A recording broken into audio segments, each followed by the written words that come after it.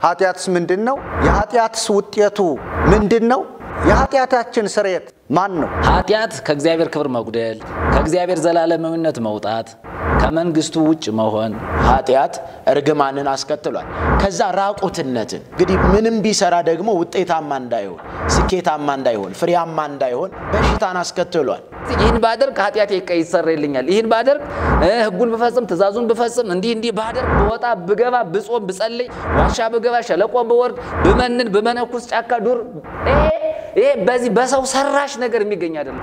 በልጁ የኃጢአትን ስርየት አግኝተን ወደ ፍቅሩ ልጅ መንግስት ያፈለሰን እግዚአብሔር የኢየሱስ ክርስቶስ አባትና አምላክ የሆነው እግዚአብሔር አብ ነው።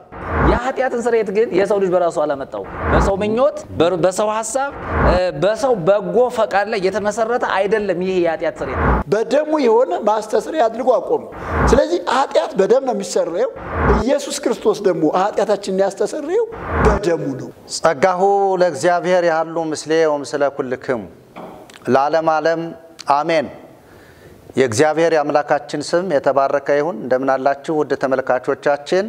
ይህ አፍላገ ሕይወት ሚዲያ ነው። አፍላገ ሕይወት ሚዲያ እንግዲህ ባለፉት ሳምንታት ተከታታይ ትምህርቶችንና ውይይቶችን ከወንድሞች ጋር እዚሁ አብረው ካሉ ወንድሞች ጋር እያስተላለፍን እዚህ ደርሰናል። ዛሬም ደግሞ በአዲስ ቪዲዮ በአዲስ መልእክት በጣም ለብዙዎች ይጠቅማል በመንለው የትምህርት ርዕስ ወደ እናንተ መጥተናል። ውድ ተመልካቾቻችን እናንተም ደግሞ ይህንን ቪዲዮ ሰብስክራይብ በማድረግ ሼር በማድረግ ለብዙዎች የመዳን ምክንያት ይሆን ዘንድ እናንተ ትብብራችሁን እንድትቀጥሉ በጌታ ፍቅር ማሳሰብ ፈልጋለሁ። እንግዲህ ዛሬ ይዘንላችሁ የመጣነ የትምህርት ርዕስ ወይም ደግሞ ውይይት አድርገን የምናቀርበው የሰውን ልጅ በዋናነት ከእግዚአብሔር የለየውን ኃጢአት እንዲሁም ደግሞ በኃጢአት የገባውን ሞት እንዲሁም ደግሞ በሞት ላይ ስልጣን ያለውን የዲያብሎስን ስራ በሚያፈርስ መልኩና ለኃጢአት ስርየት ደግሞ ዋጋ የከፈለውን ጌታችንን መድኃኒታችንን ኢየሱስ ክርስቶስን አስመልክቶ በጣም ሰፊ የሆነ ማብራሪያ ወደ እናንተ እናቀርባለን። እንዲሁም ደግሞ በኢትዮጵያ ኦርቶዶክስ ቤተክርስቲያን ለኃጢአት ስርየት ሆነው የተቀመጡ በአዋልድ መጻሕፍት፣ በድርሳናት፣ በገድላት፣ በተአምራት የተጻፉ ልዩ ልዩ የሆኑ የሞቱ ሰዎችና መላእክትንም ጭምር ያው መላእክት አይሞቱም መላእክትም ጭምር ለኃጢአት ስርየት እንደሆኑ የሚናገሩ ብዙ መጻሕፍት አሉ ቅድም ከተከስኳቸው መጻሕፍት ውስጥ። ስለዚህ ውድ ተመልካቾቻችን የኃጢአታችን ስርየት ማን ነው የሚል ጥያቄ እናነሳለን። ኃጢአትስ ምንድነው? የኃጢአትስ ውጤቱ ምንድነው?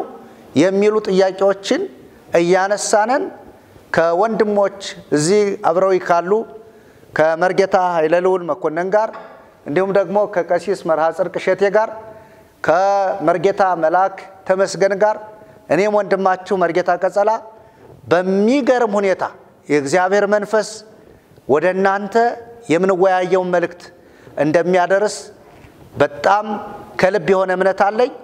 እግዚአብሔር አምላክ የተባረከ ይሁን። ጸጋ ከሁላችሁ ጋር ይሁን። ውድ ተመልካቾቻችን ሼር አድርጉት፣ ሰብስክራይብ አድርጉት፣ ላይክ አድርጉ። ደግሞ ለእናንተ ቶሎ ይደርስ ዘንድ መልእክቱ የደወል ምልክቷን እየተጫናችሁ አዳምጡት። ጌታ ይባረክ። እንግዲህ ወንድሞች ያው ወንድሞች ተባብለን ነው የምንጠራው። ጌታችንም ወንድሞች ብሎ ሊጠራን አላፈረብንም እና ወንድሞች ነን በጌታ። እንኳን ደህና መጣችሁ ለማለት ፈልጋለሁ። መጀመሪያ እንኳን ደግሞ ለዚህ ቀን አደረሳችሁ። ምክንያቱም ሰው በዓል የሆነ በዓል ሲደርስ እንኳን ለዚህ ቀን አደረሰ ይላል።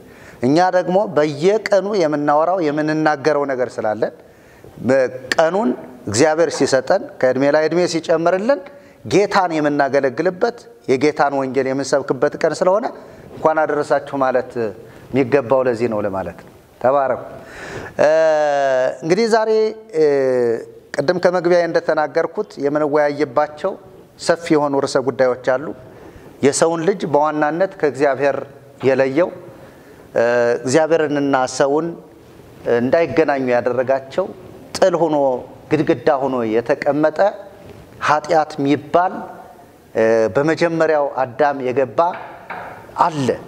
ያ ኃጢአት እንግዲህ ምናልባት በኢትዮጵያ ኦርቶዶክስ ተዋሕዶ ቤተክርስቲያን ኃጢአት ከግዕዝ ቃል የወጣ ስርወ ቃል ነው። ነገር ግን እስኪ መርጌታ መላክ ኃጢአት ማለት ምን ማለት ነው? እንደው ሶብ ያብራሩት። ኃጢአት ለሚለው እና ሞት ለሚለው ደግሞ የኃጢአት ስርየት ለሚለውም ሁሉም እያንዳንዱ ነገር ስርወ ቃል መነሻ ሐሳብ አላቸው። ከዚያ በመነሳት እንግዲህ ኃጢአት የሚለውን በግዕዝ ቋንቋ በግዕዝ ወይም ደግሞ በግስ ኃጣ አጣ የሚል ራሱን የቻለ ግስ አለው ማለት ነው። እና ግሱ ሲገሰስ እንደዚህ ተብሎ ነው የሚገሰሰው። ኃጣ የኃጥ ይህጣ ኃጢ አጢዮት ህጡ ኃጣኢ ህጡአን አጣያን ህጥይት ኃጣኢት ህጡአት አጣያት መህጥ መስተህጥ መስተሃጥ መህጣን መስተህጣን መስተሃጣን መህጥይት መስተህጥይት መስተሃጥይት መህጣት መስተህጣት መስተሃጣት ኃጣይት መድበል ኃጢአት ሚላድ ኃጥ ዘር ውስጥ አዘ ኃጣን በብዙ ይልና ኃጣው በብዙ ይላል ማለት ነው። እንግዲህ ኃጥ ያለውን ኃጣን በብዙ ኃጣውን በብዙ ብሎ የግስ አቆጣጡ ይወጣልና እንግዲህ ኃጢአት ምንድነው ብለን እንግዲህ ወደ አማርኛ ትርጉሙ ስናመጣው ኃጢአት ነው። ግን ትርጉሙ ሲብራራ ኃጢአት ከእግዚአብሔር ክብር መጉደል፣ ከእግዚአብሔር ዘላለማዊነት መውጣት፣ ከመንግስቱ ውጭ መሆን፣ ከእግዚአብሔር መገኘት፣ ከእግዚአብሔር ህልውና እግዚአብሔር ለሰው ልጅ ወይም ደግሞ በመጀመሪያ በኤደን ገነት አዳምን እግዚአብሔር ከምድር አፈር ካበጀው ከፈጠረው በኋላ ህይወትን ምስንፋስ ስፍ ካለበት በኋላ በኤደን ገነት ነው ያስቀመጠው። እና ኃጢአት ከዚያ ስፍራ አዳምን አስወጥቶታል ማለት ነው። ኃጢአት እግዚአብሔርን መበደል ነው፣ እግዚአብሔርን ማሳዘን ነው። እግዚአብሔር በተናገረው ነገር ጸንቶ አለመኖር በራሱ ምንድነው? ኃጢአት ነው። እና መዝሙረ ዳዊትም ላይ ሲናገር ዳዊት ኩሉ አረየ ወህቡረ አለው አልቦ ዘይገብራ ለሰናይት አልቦ ወይሃዱ ይላል። ሁሉ ተካክሎ ወንጀለኛ ሆነ ይልና መልካምን ነገር የሚያደርግ ስንኳ አንድ ስንኳ የለም ነው የሚለው። እና ሁሉ ወንጀለኛ እንደሆነ ኃጢአተኛ እንደሆነ ይናገራልና ዳዊትም በተደጋጋሚ ብፁዓን ለታርገሎ ማህጢያቶም ወይላ ያሰበሎ ማህጢያቶም ሲል እግዚአብሔር ኃጢአታቸውን በደላቸውን ያልቆጠረባቸው ብፁዓን መሆናቸውን ይናገራልና ምንድነው ኃጢአት የሚለው ትርጉም? የእግዚአብሔር ሉዓላዊነትን የሚጋፋ አሰራር ነው። እግዚአብሔር በኤደን ገነት አዳምን አስቀመጠው። አትብላ የተባለውን ነገር አዳም በላ። ሲበላ ኃጢአተኛ ሆነ ማለት ነው። ስለዚህ የእግዚአብሔርን ሕግ የእግዚአብሔርን ትእዛዝ መተላለፍ ኃጢአት በደል መሆኑን በደንብ አድርጎ እንግዲህ መጽሐፍ ቅዱሳችን በደንብ አድርጎ ይናገራል። እና እንግዲህ ኃጢአት ነው የተባለበትን ክፍል ስንመለከት ያው በዘፍጥረት ምዕራፍ 3 ላይ ስንሄድ እንግዲህ በሰውና በእግዚአብሔር መካከል የነበረው ህብረት እንደተቋረጠ፣ አንድነት እንደተቋረጠ እግዚአብሔር ለአዳም ይናገረው ድምጽ ነበር። ያ ድምጽ እንደተቋረጠ እግዚአብሔር ወደ አዳም የመጣበትን መንገድ ስንመለከት በጣም በሚገርም ሁኔታ ሲመጣ እናየዋለንና ከእግዚአብሔር ክብር ከእግዚአብሔር ህልውና ከእግዚአብሔር ዘላለማዊነት መውጣት ራሱ ኃጢአት ነው። እና ኃጢአት ከዚያ ሞትን አስከትሏል። የሞትን ትርጉም ደግሞ በሚቀጥለው እናየዋለን። እግዚአብሔር ይባርካዎት መርጌታ መላክ። እንግዲህ ምንድነው ቅድም ግሱን ሲገስሱት መርጌታ መላክ እኔ በጣም ነው የገረመኝና ያው በዛውም ባለሙያነትንም ለማሳየት ለመግለጥም ነው።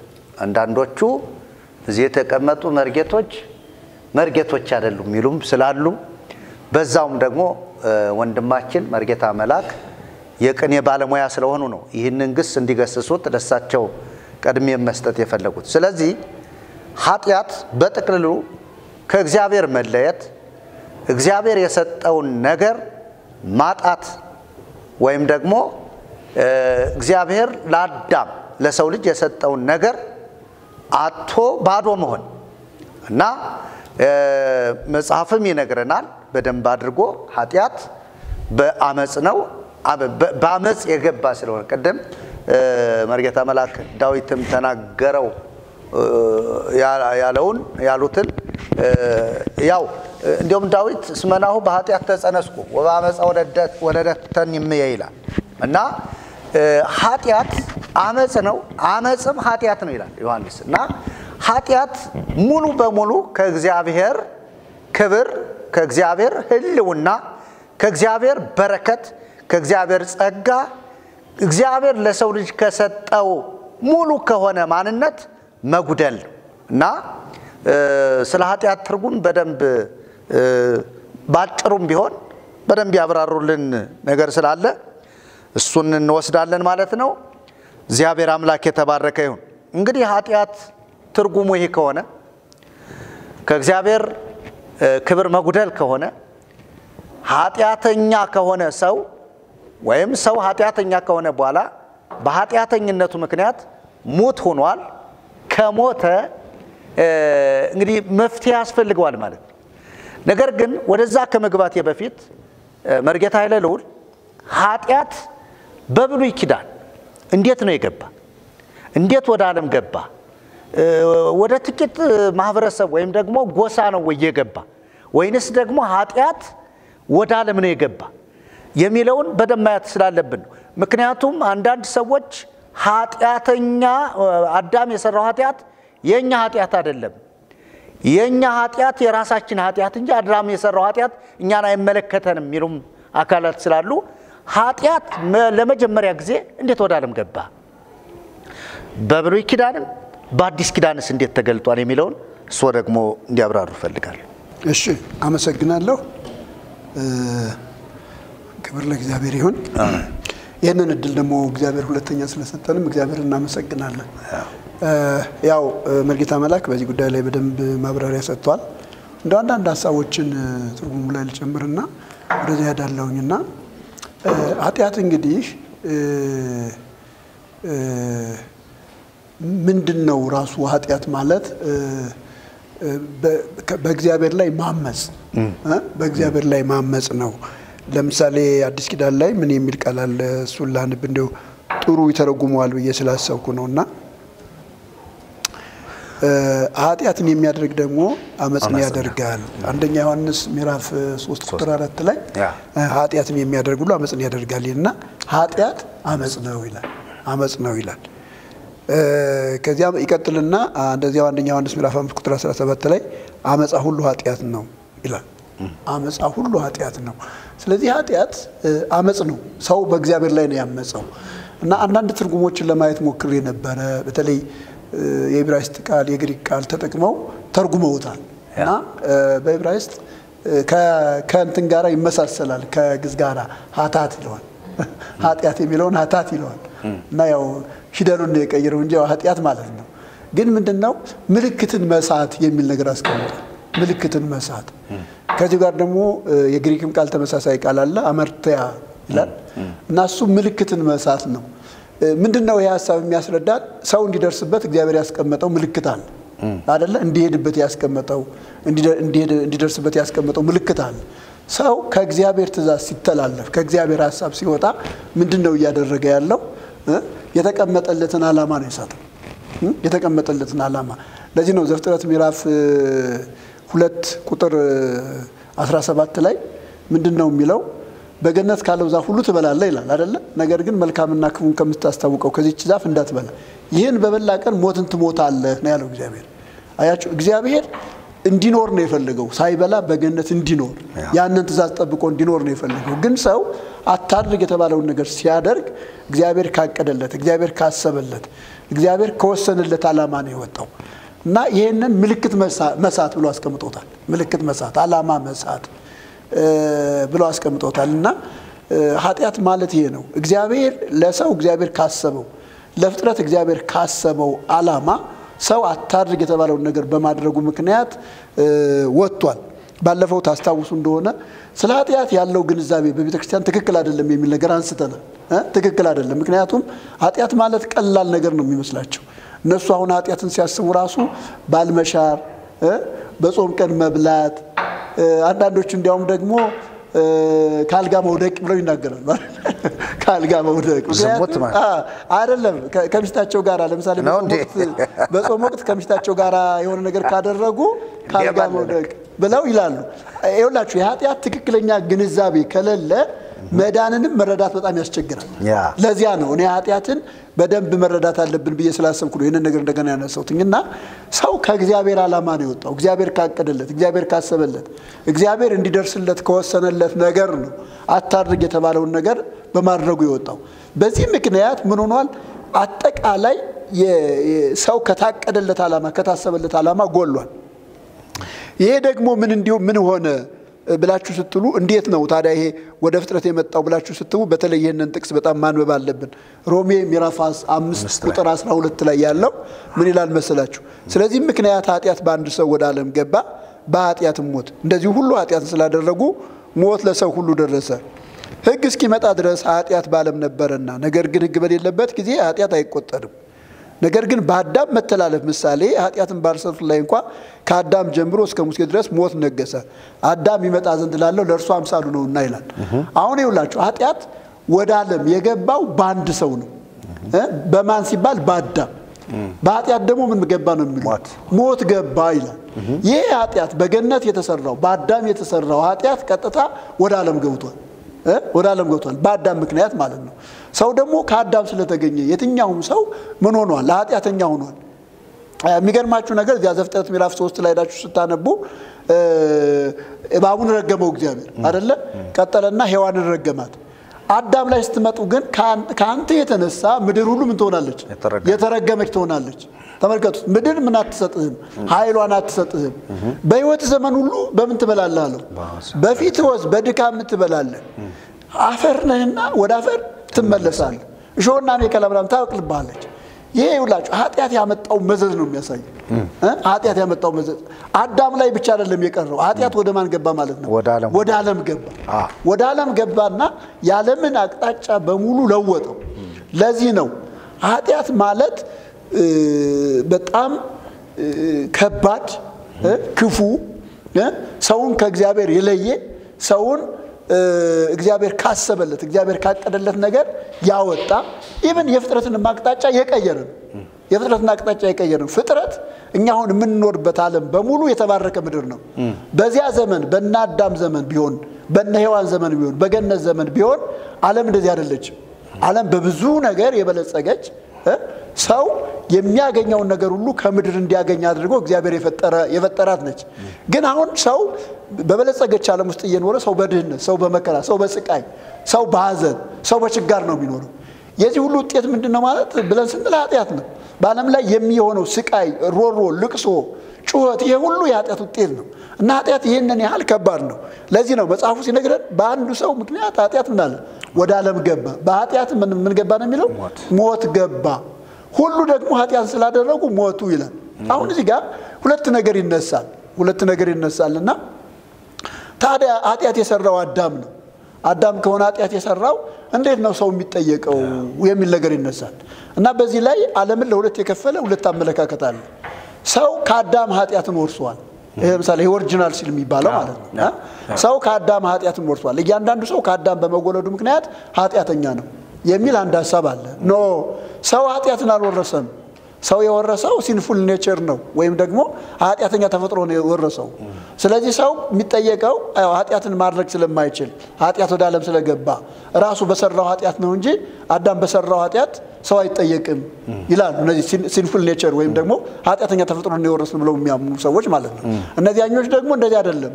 ሁላችንም አዳም በሰራው ኃጢአት ምክንያት ኃጢአተኛ ሁነናል። ስለዚህ በኃጢአት እንጠየቃለን። ማንም ሰው ከሰው ስለተወለደ ብቻ ምንድነው ኃጢአተኛ ነው ይላል። አሁን በተለይ እነዚህ ሰዎች እነዚህ አሁን ኋላ ላይ ያነሳዋቸው ሰዎች ሮሜ ምዕራፍ 5 ቁጥር 12 እነሱ ይጠቅሳሉ። በአንድ ሰው ምክንያት ኃጢአት ወደ ዓለም ገባ፣ በኃጢአትም ሞት፣ ሁሉ ኃጢአትን ስላደረጉ ሞት ለሰው ሁሉ ደረሰ። ይሄንን ነው መጽሐፍ ቅዱስ የሚያሳየን ብለው ይከራከራሉ። ይሄ ስለሆነ እንግዲህ ሰው ሁሉ ኃጢአተኛ ሆኗል። ሰው ሁሉ ኃጢአተኛ ሆኗል። ይሄ ከሆነ ኃጢአት ታዲያ እንዴት ነው የሚሰራው ነው ሌላው ቀጣዩ ሐሳብ። ይሄ ከሆነ ሰው ሁሉ ኃጢአተኛ ከሆነ በነገራችን ላይ ይሄንን የሚያስረዱ ብዙ የመጽሐፍ ቅዱስ ጥቅሶች አሉ። ለምሳሌ ሮሜ 3:23 ሁሉ ኃጢአትን ሰርተዋል የእግዚአብሔር ክብር ጎሏቸዋል ይላል። ኢዮብ 4:14-15 እንደገና 14 ደግሞ ጀምሮ እንደዚህ ይላል። ሰማያት በፊት ንጹሃን አይደሉም፣ ከሰው የተወለደ ወይም አፈር የሆነ ስጋማ ምንኛ ይላል እና ሰው ሁሉ ከሰው በመወለዱ ምክንያት ኃጢአተኛ ነው። ቅድም መርጌታ አንተም እንደጠቀስከው እናቴ በኃጢአት ጸነሰችኝ በአመፃ ተወለድኩ ይላል አይደል?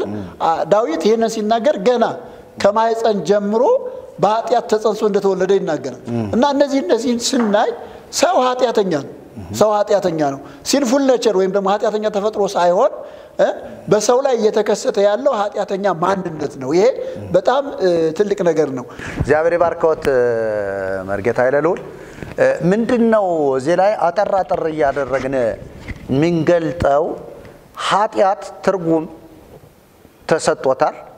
ነገር ግን ኃጢአት ደግሞ ወደ ዓለም እንዴት ገባ ለሰው ሁሉ እንዴት ደረሰ የሚለው መርጌታ ይለሉል በደንብ አድርገው ነው አጠር ባለ መልኩ በሚገባን መልኩ ያስረዱንና ያብራሩልን ማለት ነው። ስለዚህ እንግዲህ በጣም ስለ ኃጢአት ብዙ ቦታ ላይ ስናነብ ማንም ሰው ራሱ ያደረገው አይደለም ኃጢአት። ለምሳሌ አሁንም ደግመዋለሁ ዳዊት እኮ ጠበኝ አለ አንጻኝ አውቀዋለሁ መበደሌን አለ በደሌን አውቀዋለሁ ግን በደሌን ከየት ነው ያመጣሁት ብሎ ነው የሚናገረው። በኃጢአት ተጸነስኩ በአመፃ ተወለድኩ። በጣም ይገርማል። እስመናሁ በኃጢአት ተጸነስኩ በአመፃ ወለደተኒ እምየ። አያችሁ እናቴ በአመፃ ነው የወለደች። እናቷ አመፃ ናት ማለት ነው። አመፀኛ ናት ማለት ነው።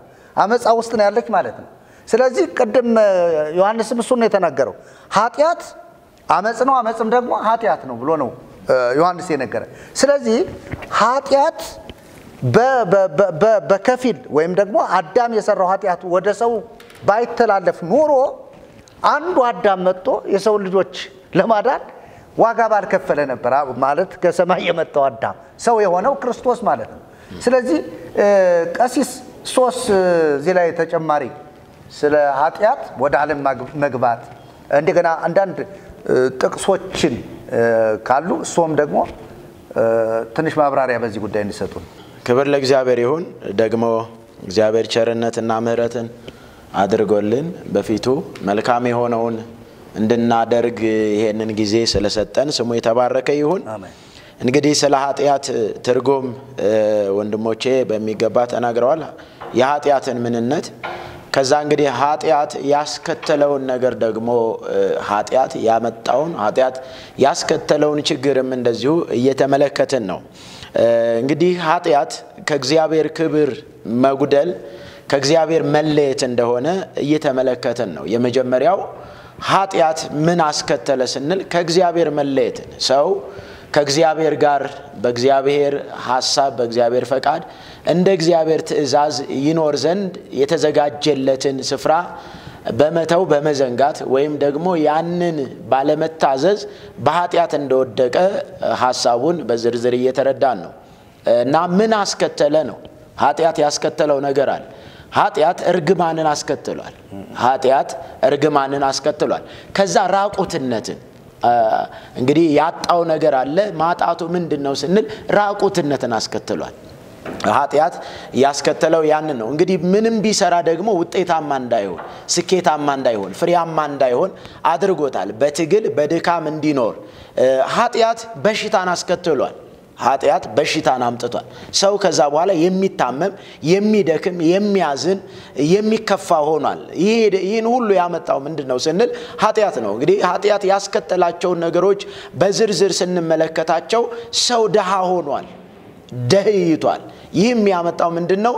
ሰርቶ ውጤታማ እንዳይሆን ሰርቶ እንዳያገኝ ኃጢአት ያመጣው ውጤት ነው። ኃጢአት ሞትን ይሄ የሥጋዊ ሞትን ሳይሆን ዘላለማዊ ሞትን ሞት መለየት ነው። ከእግዚአብሔር መለየትን አስከትሏል። እንግዲህ ይህ ኃጢአት እንዳደረገው በዚህ በትንቢተ ኢሳይያስ ምዕራፍ 59 ላይ እንደዚህ የሚል ቃል እናገኛለን።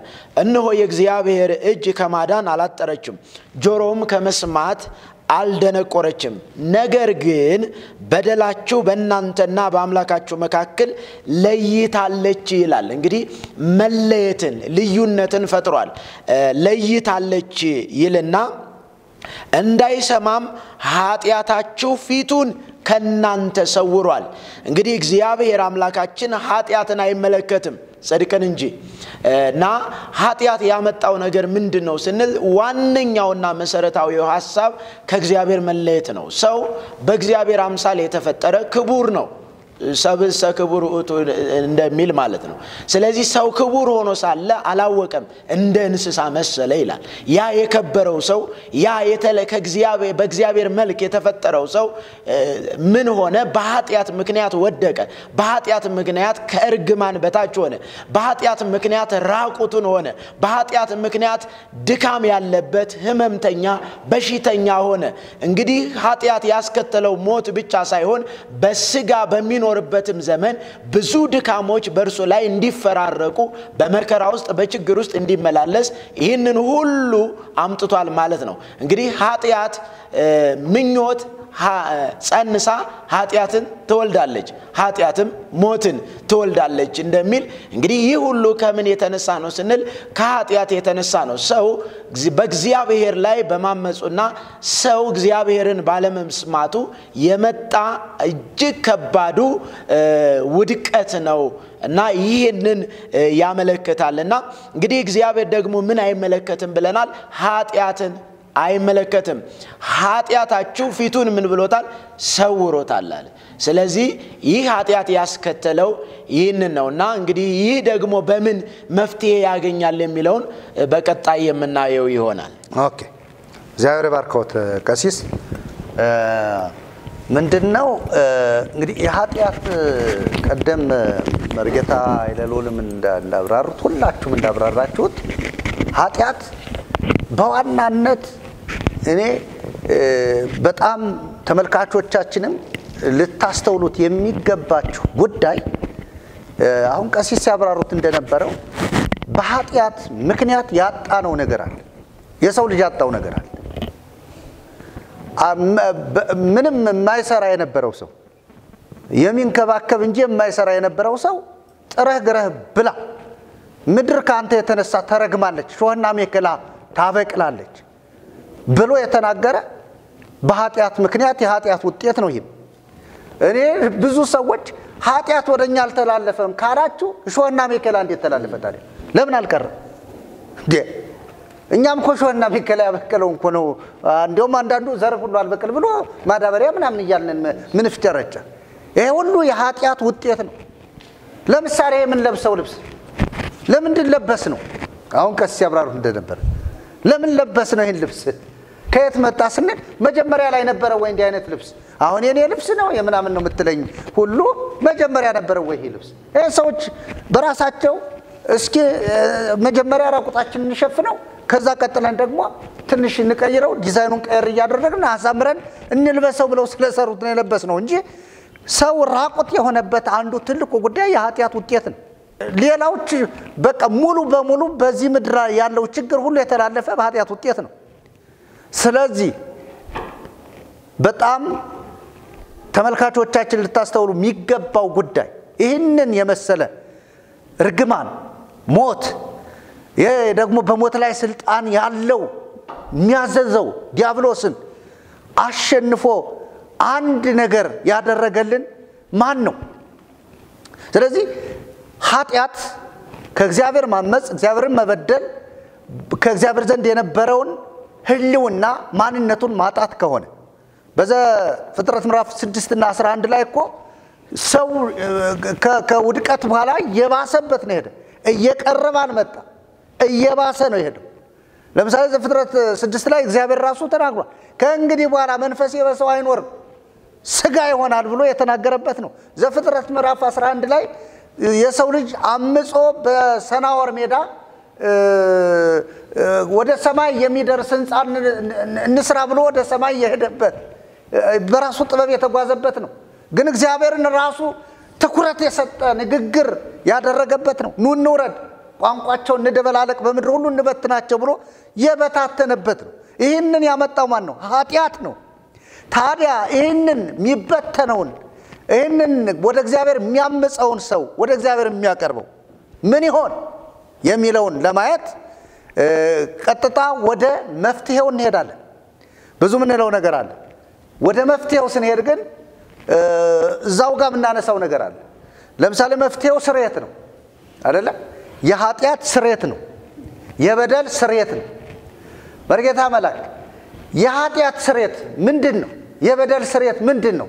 ይህንን ስርየትስ ማን ነው ያመጣው?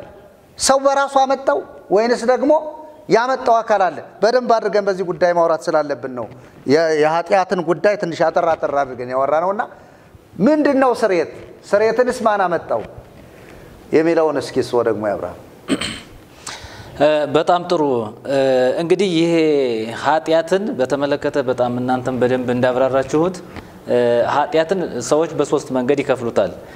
አዳማዊው ኃጢአት አለ፣ እንደገና የገቢር ያህልዩ ብለው ከፋፍለው ሰዎች ያመጡታልና እንደው በተግባር ብቻ ሳይሆን ሰው በጽንሰ ሐሳብ በውስጡ ራሱ በሐሳብ እግዚአብሔርን እንደሚበድል መጽሐፍም ይነግረናል እና በተግባርም ደግሞ የተገለጠው ኃጢአት እንግዲህ መጽሐፍ ቅዱስ ላይ እንመለከታለንና የኃጢአት ውጤቱ በጣም ከባድ ነው። ቅድም እናንተ እንዳላችሁት ማለት ነው። እንደ ውጤቱ ላይ ያለውን ነገር ስንመለከት ዓለም እንዲህ ድብልቅልቅ ያለ አኗኗር እንዲኖር ያደረገው የኃጢአት ውጤት ነው። ቋንቋው ተደበላለቀ፣ በቃ ድብልቅልቁ ነው የወጣውና ጌታም እግዚአብሔር ምንድነው ያለ በዚህ በዘፍጥረት ምዕራፍ 11 ላይ ነው ንካው ነገሩ ለከለዳውያን አይደል ያለ ወደ ሰማይ ጠቀስ ህንጻ መስራት አሰበ የሰው ልጅ እጅግ ክፉ እንደሆነ ልቡንም አይቶታል እግዚአብሔርና እግዚአብሔር ምንድነው ያደረገ ቋንቋቸውን እንደበላልቅ አለ ነው የሚለው እና ደበላለቀው እግዚአብሔር እና ከዚያን ጀምሮ የቋንቋ መደበላለቅ አለ፣ ያለ መግባባት አለ፣ የርስ በርስ ግጭት አለ፣ ጦርነት አለ፣ መገዳደል አለ። አሁን ይሄ በዓለማችን የምናየው ነገር የኃጢአት ውጤት ነው። ያ ኃጢአት ግን የደዚያ ኤደን ገነት ላይ ባለመታዘዝ የተጸነሰ እግዚአብሔርን በመበደል የተጀመረ ኃጢአት ወደ ማንኛውም የሰው አካል ወደ ፍጥረት መጥቶ ይሄው ፍጥረት ርስ በርሱ አይግባባም። ይሄ ውጤቱ ነው።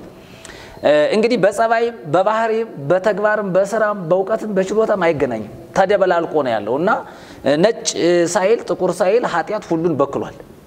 ሁሉን ነው የበከለው። ነጭ የለም፣ ጥቁር የለም፣ ቀይ የለም፣ ባሪያ የለም፣ ጨዋ የለም። ኃጢአት ሁሉን ባለመታዘዝ እንደዘጋው መጽሐፍ ቅዱስ ይነግረናል ማለት ነው። እና ይሄ የተደበላለቀ ዓለም፣ ይሄ በኃጢአት የዘፈቀው ዓለም፣ እርስ በርስ መግባባት ያቃተው ዓለም እንዴት ነው ወደ ስርየት ሊመጣ የሚችለው? ምንለው ሞትን ባለመታዘዝ የሰው ልጅ በራሱ አምጥቶታል አዳም ማለት ነው። የኃጢአትን ስርየት ግን የሰው ልጅ በራሱ አልመጣም። በሰው ፈቃድ፣ በሰው ምኞት፣ በሰው ሐሳብ፣ በሰው በጎ ፈቃድ ላይ የተመሰረተ አይደለም። ይሄ የኃጢአት ስርየት የመጣው ራሱ እግዚአብሔር አይቶ ወደሱ የሚማልድ የሚጮህ እንደሌለ አይቶ በመጨረሻ ራሱ እግዚአብሔር ይሁን ብሎ ያመጣው ጉዳይ ነው።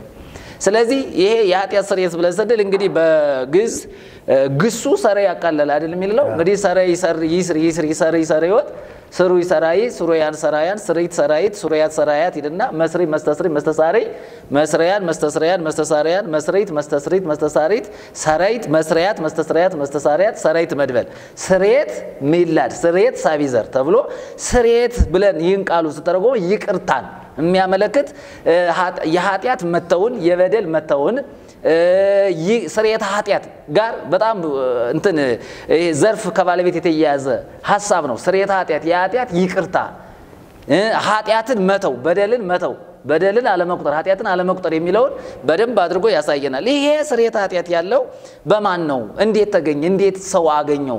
እንዴት ወደ ስርየት ኃጢአት ሰው ሊመጣ ቻለ? ምንለው እግዚአብሔር በልጁ በክርስቶስ ሰውን እየገፋ ማለት ነው በግድ ኑ ወደ ክርስቶስ ወደ ልጅ እያለ በነቢያት አስቀድሞ ተናግሯል፣ በነገስታት ተናግሯል፣ በአበው ተናግሯል። በታች ከነ ሙሴ ዘመን ከታች ከአዳም ጀምረን ስንመጣም እኮ የተሰጠ የተስፋ ቃል አለ አይደለ? ያንን ይዞ እግዚአብሔር ሕግ ሲሰጥ ሕጉን መከተል አቃተው ሰው በሕጉ በኩል ለኃጢአቱ ስርየት ማግኘት አልቻለም፣ አቃተው። የሰው ተብረከረከ። ለኃጢአቱ ስርየትን ማግኘት የሚችልበትን ዕውቀትም ማስተዋልም ጥበብም ጠፋበት። የሚገርማችሁ ነገር ከኤደን ገነት እኮ እዚያ አዳም አትብላ የተባለውን ነገር በልቶ ውጣ ተብሎ ሲወጣ እኮ ከዚያ በኋላ የሰው ዕውቀት በሙሉ ውስጡን ነው የሆነው። የሚያደርገውን አያውቅም። ምክንያቱም ያ ሰማያዊው መገለጥና ሰማያዊው ጥበብ በኃጢአት ምን አደረገ? ተሸፈነ።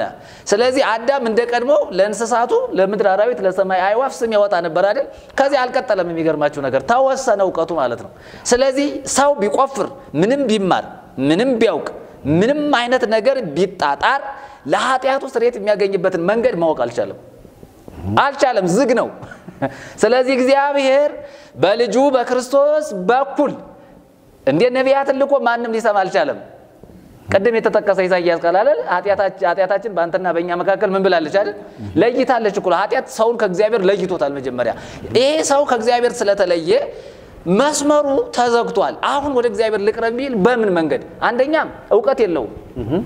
የሚቀርብበት ዕውቀት በዚህ በኩል ነው በእንተና በኩል ነው የለም እንተና ሳያቀርበኝ አይቀርም ብሎ እንኳን ቢሄድ ዝግ ነው። አየ የእግዚአብሔርን ዕውቀት ማወቅ አልቻለም። የእግዚአብሔርን ሐሳብ መረዳት አልቻለም። ስለዚህ ሰው ምን ሆነ? በኃጢአት ውስጥ ለተዘጋ እግዚአብሔር የኃጢአትን ስርየት ከጥንት ከመጀመሪያ ጀምሮ መንገድ እየከፈተ በዚያ መንገድ በሕጉ በኩል ሲል ሕጉን መፈጸም አቃተው ሰው። አየ ሕጉ ከበደ። ማንም ሕጉን መፈጸም አልቻለም። ከዚያ ሕጉን ሲመለከት እግዚአብሔር ምንም እንደሌለ አየ። ከዚያ እግዚአብሔር ምንድነው የመጨረሻ ልጁ ነው አለ የመጣው።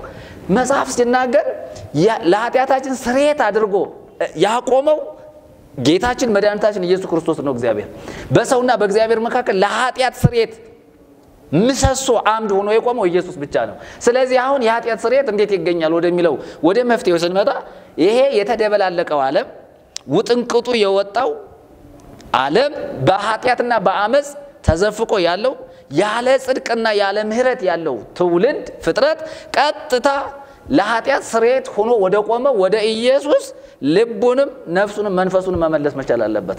ምክንያቱም በቃሉን ተምሮ ማለት ነው። ስለዚህ ወንጌል ወደ ማን ያቀርበናል? ወደ እግዚአብሔር ያቀርበናል። በማን በኩል ነው መቅረቢያው? በክርስቶስ በኩል። የኃጢአት ስርየት ማን ነው? አሁን የኃጢአት ስርየት ሕግና ትእዛዝ አይደለም። እዚህ ጋር ሕግና ትእዛዝ አይደለም። የኃጢአት ስርየት ሆኖ የቆመው ራሱ ኢየሱስ ነው። ስለዚህ ይህን ባደርግ ኃጢአቴ ይሰረይልኛል፣ ይህን ባደርግ ሕጉን ብፈጽም ትእዛዙን ብፈጽም እንዲህ ባደርግ በወጣ ብገባ ብጾም ብጸልይ ዋሻ ብገባ ሸለቆ ብወርድ ብመንን ብመነኩስ ጫካ ዱር ይሄ በዚህ በሰው ሰራሽ ነገር የሚገኝ አይደለም። ማለት እያንዳንዱ ነገር ታዲያ ምንድነው መፍትሄው? ወደ ክርስቶስ ዘወር ማለት ወደ ሞተው ወደ ተሰቀለው ቤዛና መድኃኒት ወደ ሆነው ወደ ክርስቶስ እያንዳንዱ ሰው ዘወር ማለት መቻል አለበት። ያኔ ይሄ መንፈስ የሆነው እግዚአብሔር የተናገረው ቃል ደግሞ አለ በአዲስ ኪዳን። ስለዚህ እንደውም ዮሐንስ እኮ ሲናገር ወደሙ ለእግዚእነ ኢየሱስ ክርስቶስ ያነጻንም ሁሉ ኃጣውኢን አይደለም የሚለው የልጁም የኢየሱስ ክርስቶስ ደም ከኃጢአት ሁሉ ያነጻል አይደለም የሚለው ያነጻናል ነው ብሎ የሚዘጋው። አየ በቃ ያነጻናል ሁሉን ያካተተ ቃል ነው። ስለዚህ የኃጢአት ስርየት ያለው ማን ነው? ያለው በማን ነው? በክርስቶስ ነው። ሰው ሁሉ ወደ ክርስቶስ ዘወር መቻል አለበትና ለኃጢአታችን ስርየት ሆኖ የቆመው ጌታችን መድኃኒታችን ኢየሱስ ክርስቶስ ስለሆነ ከኃጢአት አሰራር ከኃጢአት ልምምድ ከኃጢአት ሕይወት ከሞት ሕይወት ወጥቶ ክርስቶስ ኢየሱስን በማየት የሚገኝ ስርየት አለ። ያ ደግሞ የፈሰሰ የኃጢአት ስርየት ደግሞ የክርስቶስ ደም ነው። ከዚህ ውጭ የኃጢአት ስርየት የሚባል ነገር ዝግ ነው እና ፍጥረት ዘወር ማለት መቻል አለበት። ጃሪ ባርኮት እንግዲህ ዋናውን ነገር ወደ ዋናው ነገር ወደ መፍትሄው እኛንም ይጠቅመን መፍትሄው መሰለኝ አይደለ? መፍትሄው እንጂ መነሻው አይጠቅመንም። መነሻውን እንድናውቅ ነው። ቀደም እንደተባለው ዕውቀት አልባ የነበርነው ሰዎች ያለ እግዚአብሔር የነበርነ ሰዎች ጽድቃችን እንደ መርገም ጨርቅ የተቆጠረብን ሰዎች ምንም አሁን ይሄን ለእስራኤል ብቻ ብለን የምንሰጠው አይደለም። ሁሉም ኃጢአትን ሰርተዋል፣ የእግዚአብሔርም ክብር ጎድሏቸዋል ነው ሁሉም ነው የሚለው። እንዲያውም ቀደምም ሮሜ ምዕራፍ 5 የተነበበው ሁሉም ኃጢአትን ስለሰሩ ስለበደሉ ነው ያለን የእግዚአብሔር ቃል። ስለዚህ ይህ ኃጢአት እንግዲህ ቀደም መርጌታ መላክም እንዳብራሩት ስርየት ያስፈልገው ነበረ። ስርየቱ ግን ያው እግዚአብሔር ኪዳን ገብቷል። ያለ ኪዳን የሰው ልጅ አልተውም። በነገራችን ያለ ኪዳን ስርየት አልሰጥህም አላለም እግዚአብሔር። ስርየት አለ። ያ ስርየት ግን መቼ እንደሚመጣ ሰው አያውቅም። አንድ ቀን እንደሚመጣ የሚጠብቁም ነበሩ እና ይህ እግዚአብሔር የገባው ኪዳን በዘፍጥረት ምዕራፍ 3:15 ላይ እንደምናነበው የሴቲቱ ዘር አናትን ይቀጠቅጣል፣ አንተም ሰኮናውን ትቀጠቅጣለህ፣ በሴቲቱና በአንተ መካከል ጠላትነትን አድርጋለሁ ብሎ እግዚአብሔር በገባው ኪዳን መሰረት ከዛ በኋላ ከአባቶቻችን ጋር ኪዳን ገባ። ከአብርሃም ጋር ለምሳሌ አብርሃም ባንተና በዘርህ ብሎ ከአብርሃም ጋር ኪዳን ገብቷል እግዚአብሔር። ከዛ በኋላ የአብርሃሙ ኪዳን ከይስሐቅ ጋር ከያዕቆብ ጋር ያለ ይቀጥላል። ከ12ቱ ነገደ እስራኤል ጋር ቀጠለ። ከዛ በኋላ እንግዲህ ሕጉ እስኪሰጥ ድረስ ሰው ሕገ ልቦና ወይም ደግሞ ሕገ ሕሊና ብለው የሚናገሩት በቤተ ክርስቲያናችን ነበረ። ሕጉ ከተሰጠ በኋላ ግን ሕጉ ራሱ ሞግዚት ነው የነበረውና ለስርየት ሞግዚት ነው ወይም ለአዲስ ኪዳን መሸጋገሪያ ድልድይ ነው የነበረው እና ብዙ ጊዜ ሰዎች እዚህ ላይ ማስተዋል ያለባቸው በየማስበው ያ ኃጢአት በአንድ ሰው ምክንያት ከገባ ስርየት ደግሞ የሚከናወነው በአንድ ሰው በብዙዎች አይደለም እና እንደው እዚህ ላይ በተጨማሪ ቢብራራ ብዬ ያሰብኩት ላነሳው ያሰብኩት ስርየት በብሉይ ኪዳን ነበር አይደለም መርጌታ አይደለም ስርየት በብሉይ ኪዳን ነበር በአዲስ ኪዳንም ስርየት አለ ሁለቱ ስርየቶች ግን ይለያያሉ እና በብሉይ ኪዳን የነበረው ስርየት ምን ይመስላል በአዲስ ኪዳንስ ያለው ስርየት ምን ይመስላል እስኪ እነሱ ቢያብራሩ አመሰግናለሁ በጣም ጥሩ ነገር ነው እየመጣ ያለው እንግዲህ ስለ ስርየት ጠቅለል ያለ ሐሳብ ማንሳት ያስፈልጋል ይሄንን የምናነሳበት ትልቁ ነገር ምንድነው የኃጢአትን አስከፊነት አየን ኃጢአት በጣም አስከፊ ነው ብዙ መቃወሶችን በአለም ላይ በሰው ልጅ ላይ ያመጣ ነው እና ይሄ መቃወስ በምንድነው እንዲስተካከል እግዚአብሔር የፈለገው ዝም ብሎ ይሄን ነገር ማድረግ ይቻላል ያሁን በተለይ በቤተክርስቲያናችን ባለው ልምምድ እንደምታውቁት የኃጢአት ስርየት በምኑም እንደሚገኝ ነው የሚታሰበው በምኑም ማለት ነው ምናልባት በዚህ ላይ አንዳንድ ሐሳቦችን በኋላ ልናነሳ እንችላለን እና አንድ ህግ አለ አንድ መርህ አለ እዚያ ዕብራውያን ምዕራፍ 9 ላይ ቁጥር 20 አካባቢ ደም ሳይፈስ ስርየት የለም ይላል ደም ሳይፈስ ስርየት ቁጥር 22 ቁጥር 22 ላይ ደም ሳይፈስ ስርየት የለም ይላል እና ይሄ ነገር ትክክል ነው ወይ እውነት ነው ወይ የሚለው ነገር ማየት አለብን እግዚአብሔር በብሉይ ኪዳን ያው የኃጢአትን ስርየት በተመለከተ የተናገረው ነገር አለ እንደምታውቁት እግዚአብሔር እንግዲህ ከእስራኤል ጋር ኪዳን ገብቷል በዘጸአት መጽሐፍ እግዚአብሔር ከእስራኤል ጋር የገባውን ኪዳን ይናገራል በዘሌዋውያን መጽሐፍ ደግሞ እግዚአብሔር ከእስራኤል ጋር የሚቀጥልበትን መንገድ ነው የሚናገረው በተለይ ከኃጢአት ጋር በተያያዘ ምን መደረግ እንዳለበት በስፋት ዚያጋ ይናገራል እንደው በዚህ አጋጣሚ አድማጮቻችን ዘሌዋውያንን ቢያነቡ ጥሩ ነው ከምዕራፍ 1 እስከ ምዕራፍ 6 ያሉትን የመጀመሪያ ምዕራፎችን ቢያነቡ እግዚአብሔር ለኃጢአት የሰጠው መፍትሄ ያገኛሉ እኔ ትንሽ ከምዕራፍ 4 ላይ አንዳንድ ሐሳቦችን ላንሳ እግዚአብሔር ኃጢአት ብትሰሩ ኃጢአት ብታደርጉ በምን መንገድ ኃጢአታችሁን ማስተካከል ትችላላችሁ የሚል ነገር አስቀምጧል ምን ይላል መሰላችሁ ምዕራፍ 4 ከቁጥር 2 ጀምሮ ለእስራኤል ልጆች እንዲህ ብለን ንገራቸው ማናቸውም ሰው ሳያውቅ ኃጢአት ቢሰራ እግዚአብሔር አትስሩ ካላቸው ትእዛዛት አንዲቱን ቢተላለፍ የተቀባው ካህን በሕዝቡ ላይ በደል እንዲቆጠርባቸው ኃጢአት ቢሰራ ስለሰራው ስለ ኃጢአቱ ነውር የሌለበት ወይፈን ለእግዚአብሔር ለኃጢአት መስዋዕት ያቀርባል ወይፈኑንም ወደ መገናኛው ድንኳን ደጃፍ በእግዚአብሔር ፊት ያመጣዋል እጁንም በወይፈኑ ላይ ይጭናል ወይፈኑንም በእግዚአብሔር ፊት ያርደዋል የተቀባው ካህን ከወይፈኑ ደም ወስዶ መገናኛውን ድንኳን ወደ መገናኛው ድንኳን ያመጣዋል ካህኑ ጣቱን በደም ውስጥ ነክሮ በእግዚአብሔር ፊት በመቅደሱ መጋረጃ ፊት ደሙን 7 ጊዜ ይረጫል ካህኑም በመገናኛው ድንኳን ውስጥ በእግዚአብሔር ፊት ያለው ጣፋጭ ዕጣን በሚታጠንበት መሠዊያ ቀንዶች ላይ ከደሙ ያደርጋል የተረፈውን የወይፈኑን ደም ሁሉ በመገናኛው ድንኳን ደጅ ባለው ለሚቃጠል መስዋዕት በሚሆነው መሠዊያ ላይ ያፈሰዋል ይላል አሁን ተመልከቱት ካህኑ ኃጢአት ሰርቶ ዝም ብሎ ይሰራያል አይደለም የሚለው እንግዲህ ካህኑ ማለት ዋናው መካከለኛው ነው የሕዝቡን ኃጢአት የሚያስተሰርየው ነው እሱ ኃጢአት ቢሰራ ወይፈን ያርዳል ነው የሚለው ወይፈን አርዶ ደሙን ወስዶ ምን ላይ ይረጨዋል መሠዊያው ላይ ይረጨዋል ይሄ ሆኖ ነው የሚሰረየው በዚህ ነው ኃጢአቱ የሚሰረየው ነው የሚለው የሚገርማችሁ ይሄንን ዘሌዋውያን ምዕራፍ 4 እያነበባችሁ ስትሄዱ ስለ እስራኤል ማህበር ተናግሯል ስለ አንድ መኮንን ባለስልጣኑ ተናግሯል ስለ ሀገሩ ሕዝብ ተናግሯል እንዲህ ስለ ግለሰብ ራሱ ተናግሯል እና ሁሉም ኃጢአታቸው የሚነጻው በምንድነው ነው የሚለው በደም ነው የሚለው በደም ነው እያንዳንዱ ስለሰራው ኃጢአት የታዘዘ ነገር አለ ማምጣት አለበት በተለይ ይሄንን ሐሳብ ስናነሳ ሰዎች ኃጢአት ዝም ብሎ እንደሚነጻ ያስባሉ በእኛ ቤተክርስቲያን የሚታሰበው ኃጢአት ዝም ብሎ እንደሚነጻ አንዳንድ ጊዜ ለቄስ ተናግሮ ራሱ ኃጢአት እንደሚነጻ ይናገራል እዚህ ውዳሴ ማርያም አንድምታ ላይ ወሰጠጠ መጽሐፈ ዳዊት ለአዳም ወለሔዋን ወለሰሙ አጋዝያን የሚለውን ማለት ነው እሱን ሲተረጉሙ ምን ነው የተረጉሙታል መሰላችሁ? ኩይ ፍልስጣም ይባላል እና እየተከታተለ የሰዎችን ኃጢአት ይመዘግባል እየተከታተለ ይመዘግባልና የተከታተለ ይመዘግብና አንድ ቀን አንዱ ያ ኃጢአት የሰራው ሰው ከካህኑ ጋር ተገናኝቶ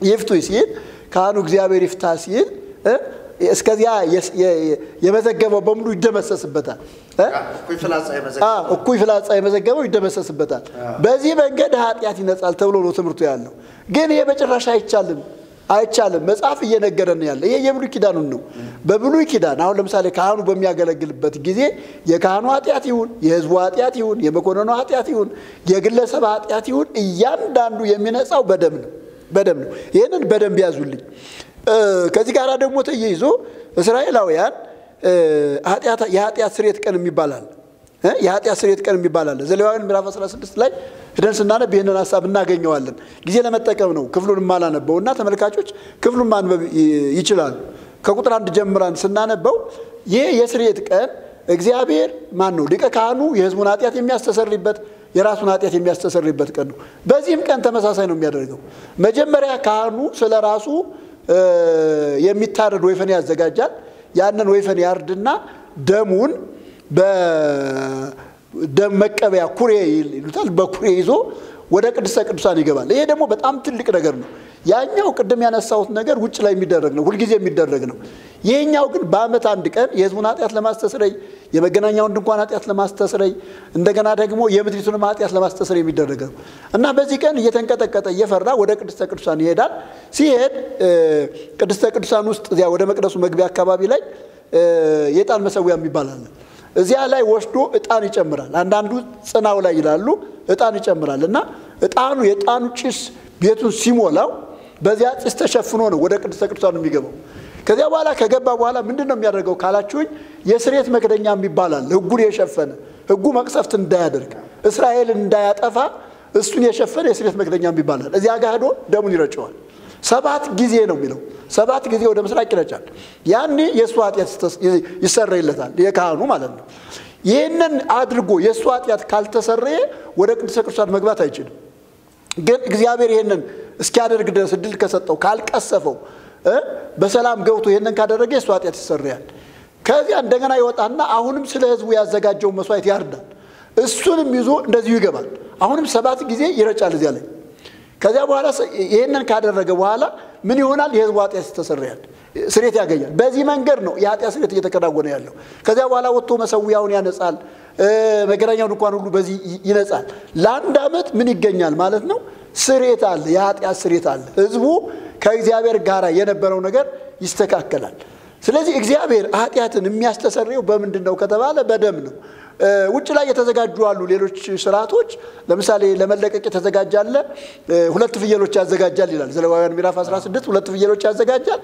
አንደኛውን ዕጣ ይጥልባቸዋል አንደኛው ለእግዚአብሔር አንደኛው ለመለቀቅ ይደርሳል ለእግዚአብሔር የደረሰው ያው ይታረዳል እሱም እንደዚሁ ተመሳሳይ ነገር ይፈጸምበታል ግን ለመለቀቅ የደረሰው ደግሞ ወደ ምድረ በዳ ተወስዶ ይለቀቃል የሕዝቡን ኃጢአት ተናዞ ማለት ነው የሕዝቡን ኃጢአት ተናዞ ይለቀዋል እና በዚህ መንገድ ነው ስርየት የሚደረገውና ምን ይላል ዘሌዋውያን በዚህ መንገድ ኃጢአታችሁ ትነጻለች ይላል በዚህ መንገድ ኃጢአታችሁ ትነጻለች ይህ ለልጅ ልጃችሁ ሥርዓት ይሁን ለትውልዳችሁ ሥርዓት ይሁን በዚህ ቀን እንዲያው ምን ይላል መሰላችሁ ራሳችሁን አስጨንቁ ጾሙ ሙሉ ቀን ጾም ጸሎት ነው በዚህ ቀን ሙሉ ቀን ሕዝቡ እያንዳንዱ ሕዝብ ቆሞ ይሄንን ይጠብቃል ግን ይሄ ሁሉ ሆኖ በጾሙ ሳይሆን የተሰረየለት በደም ነውና በደም ነው ኃጢአት የሚሰረየው ዝም ብሎ የኃጢአት ስርየት የለም እኔ ሕዝባችን እንዲገነዘብ የምንፈልገው ነገር ይሄ ነው ይሄንን ሐሳብ በደንብ ደግሞ ሊያጠናክር የሚችል አንድ ቃል ላንብና ወደ አዲስ ኪዳን እመጣለሁ እዚያው ዘሌዋውያን ምዕራፍ 17 ላይ ምን ይላል መሰላችሁ ቁጥር 11 ላይ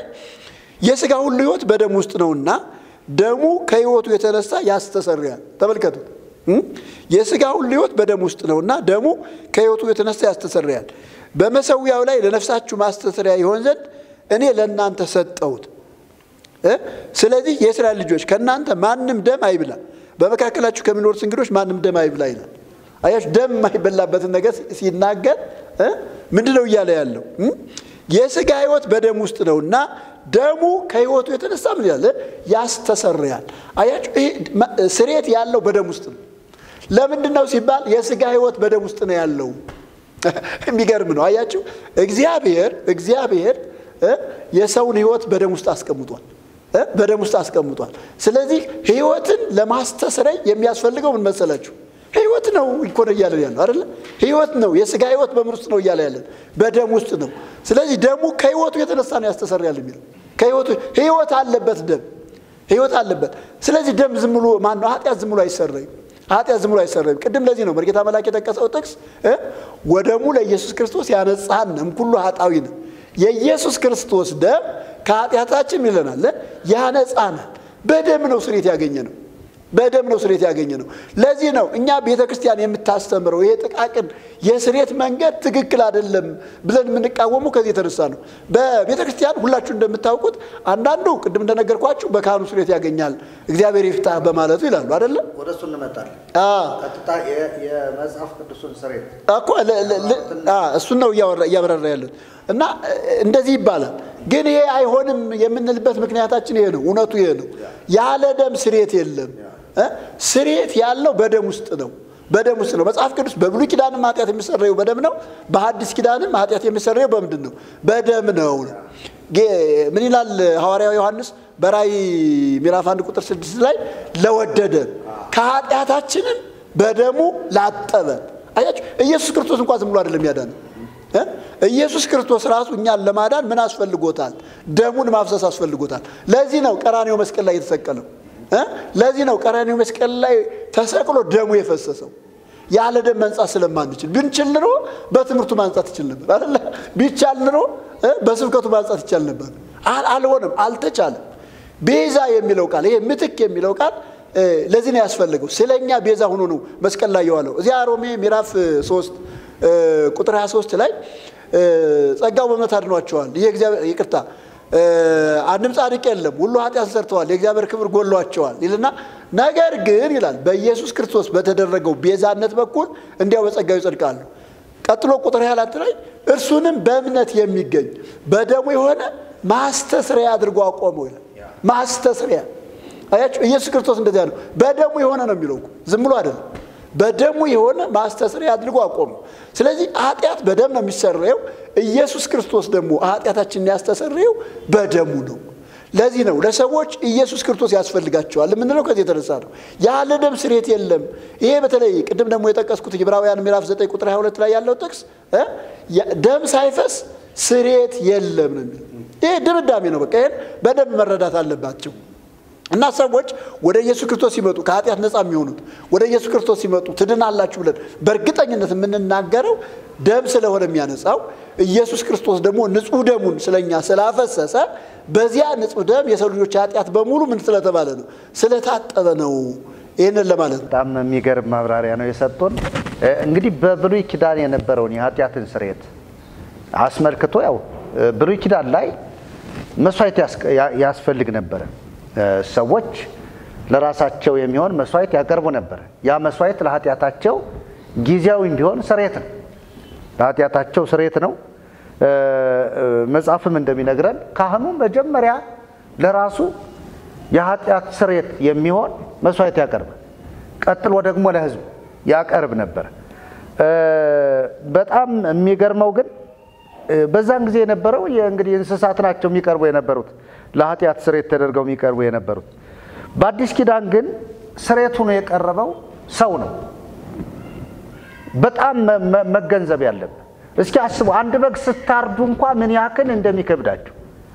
አንድ በግ አንገቱን ቆርጣችሁ ያን በግ ስጋውን ለመብላት ብላችሁ የበጉ የመጀመሪያ አንገት ቆረጣ ግን ምን ያክል እንደሚዘገን እንደሚያሳቅቅ በደንብ መገንዘብ አለባችሁ። ጌታችን መድኃኒታችን ኢየሱስ ክርስቶስን እግዚአብሔር መጽሐፍ እንደሚናገር ነዋ በግው ለእግዚአብሔር ዘያትት ኃጢአት አለ አይደለም ይለው ያለምን ኃጢአት የሚያስወግድ የእግዚአብሔር በግ ብሎ ዮሐንስ አስተዋወቀው። ለምን በግ ይቀርብ ነበር ብሉይ ኪዳን።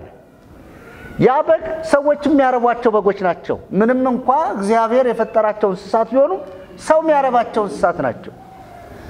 ነገር ግን የእግዚአብሔር በግ የእግዚአብሔር ልጅ ነው። ስለዚህ ይህ በግ መስዋዕት ሆኖ መቅረቡ ለሰው ልጆች በጣም እጅግ ቀላል ይመስላል፣ ከባድ ነው እና ፍጹም ሰው ሆኖ የመጣው ጌታችን መድኃኒታችን ኢየሱስ ክርስቶስ እንግዲህ ለሰው ልጆች ኃጢአት ስርየት ሆኖ እንደቀረበ መጽሐፍት በብዙ ቦታ ይመሰክሩልናል። ለምሳሌ በውድ ልጁም ይላል ጳውሎስ እንደ ጸጋው ባለጠግነት መጠን በደሙ የተደረገ ቤዛነታችንን አገኘን፣ እርሱም የበደላችን ስርየት ነው ይላል። በምኑ ነው የሚለው? በውድ ልጁ። ያችሁ በደል ብለናል ቅድም። እንደ ጸጋው ባለጠግነት መጠን በደሙ የተደረገ ቤዛነታችንን ቤዛ ቅድም መርጌታ ኃይለሉል አብራርተውልናል። ቤዛ ምትክ ምንም እኩያ የሌለው በቃ አንድ ልጅ የእግዚአብሔር ልጅ እሱ በቀረበው መስዋዕትነት የበደላችንን ስርየት አገኘን ይለናል ጳውሎስ። በሌላም ቦታ ምን ይላል? ይህንን ኤፌሶን መጽሐፍ ምዕራፍ 1 ቁጥር 7 ላይ የምናገኘው ነው። ቆላስይስ ላይ እንዲህ በማለት ይናገራል። ቁጥር 1 ማነው ምዕራፍ 1 ቁጥር 13 እስከ 14 እርሱም ከጨለማ ስልጣን አዳነን ይላል።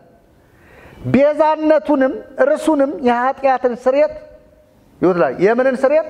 የኃጢአትን ስርየት ወዳገኘነበት ወደ ፍቅሩ ልጅ መንግስት አፈለሰን ይላል። የኃጢአትን ስርየት ያገኘነበት ልጁ ነው።